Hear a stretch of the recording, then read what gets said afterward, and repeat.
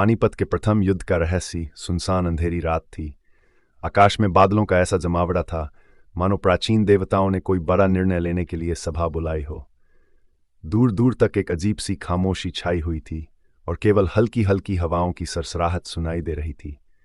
अचानक एक चीख ने उस खामोशी को चीर दिया। ये चीख किसी साधारण मनुष्य की नहीं थी। ये चीख थी इतिहास के गर्भ में छुपे एक ऐसे रहस्य की जिसने भारत की तकदीर बदल दी थी।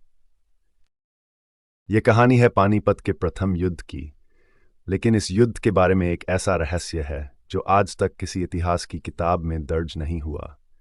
ये वह कहानी है जिसे मुगल बादशाह बाबर ने भी अपनी आत्मकथा तुजुके बाबरी में छुपा लिया। साल 1526 भारत के मैदानों पर एक अजनबी ताकत बढ़ रही थी। बाबर ने अफगान शासक इब्राहिम लोदी को हराने के लिए अपनी सेना तैयार कर ली थी। दोनों सेनाओं के बीच का अंतर साफ था। बाबर की सेना छोटी लेकिन संगठित थी, जबकि लोदी की सेना बड़ी मगर बिखरी हुई। लेकिन इस युद्ध के पीछे केवल एक राजा का संघर्ष नहीं था। ये युद्ध था देवताओं और पिशाचों के बीच छिड़े एक अदृश्य खेल। कहते हैं युद्ध से ठीक एक रात पहले बाबर की सेना के खेमे में अजीब अजीब घटनाएं घटने लगीं। सैनिकों ने बताया कि रात के समय किसी ने उनके घोड़ों के कान में फुसफुसाया, तुम्हारा अंत निकट है। कुछ सैनिकों को सपने में एक जलती हुई तलवार दिखाई दी जो खून से लाल हो चुकी थी। बाबर को जब यह खबर मिली तो उसने इसे मात्र अंधविश्वास समझकर टाल दिया, लेकिन उसके मंत्री मीर बांकी ने एक अजीब बात बताई। जहां पनाह, उसने धीरे से कहा, यह जगह पानीपत नहीं है, यह प्रेत पानी है। यहां सदियों से मरे हुए योद्धाओं की आत्माएं भटकती हैं। वे युद्ध की प्यास से तड़प रही हैं। बाबर ने हंसते हुए कहा, जंग तलवारों से जीती जाती है, आत्माओं के डर से नहीं। लेकिन मीर बांकी के चेहरे पर चिंता की लकीरें साफ दिख रही थीं। सुबह हुई। दोनों सेनाएं आमने सामने थीं। लोदी की सेना में गजराज की लंबी कतारें और तलवारों की चमकती लहरें किसी समुद्री तूफान का आभास दे रही थीं। बाबर की सेना ने तोपें तैनात कर दी जो भारत में पहली बार इस्तेमाल हो रही थीं। युद्ध शुरू हुआ। धूल और खून से सना मैदान, तलवारों की टकराहट और सैनिकों की चीख पुकार से गूंज उठा। लेकिन तभी कुछ अजीब होने लगा। बाबर की सेना के कुछ हिस्से अचानक खुद ब खुद पीछे हटने लगे। सैनिकों ने बताया कि वे अजीब सी परछाइयों को देख रहे थे जो हवा में तैर रही थीं। एक बुजुर्ग सैनिक ने बाबर को चेतावनी दी, जहां पनाह, यह धरती अभिशप्त है। यहां केवल वही जीत सकता है जिसके साथ देवी भाग्य और यमराज का आशीर्वाद हो।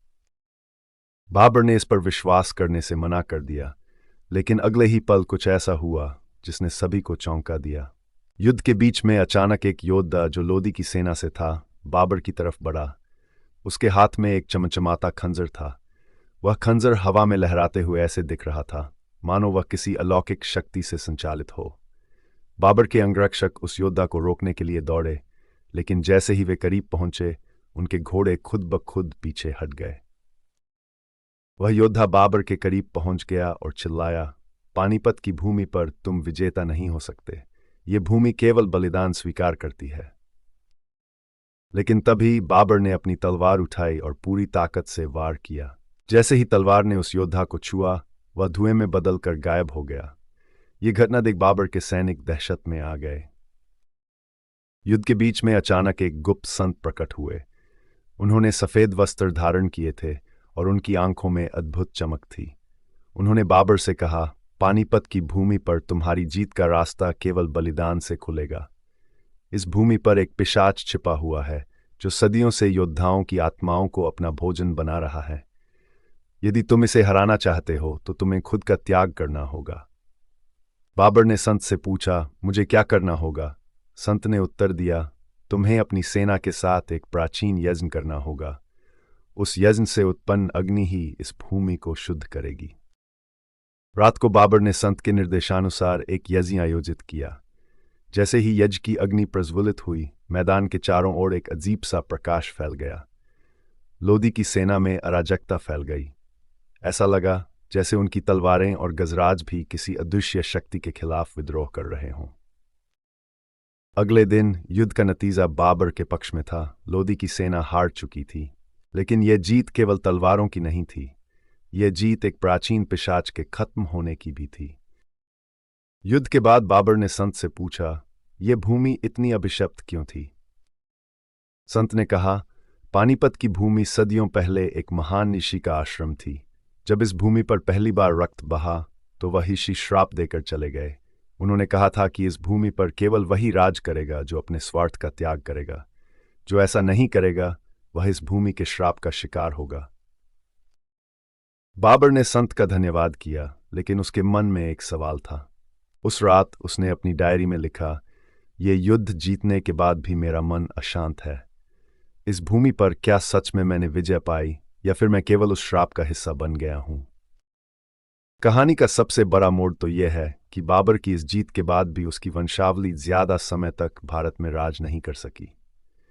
शायद वह श्राप आज भी पानीपत की भूमि में कहीं छिपा हुआ है।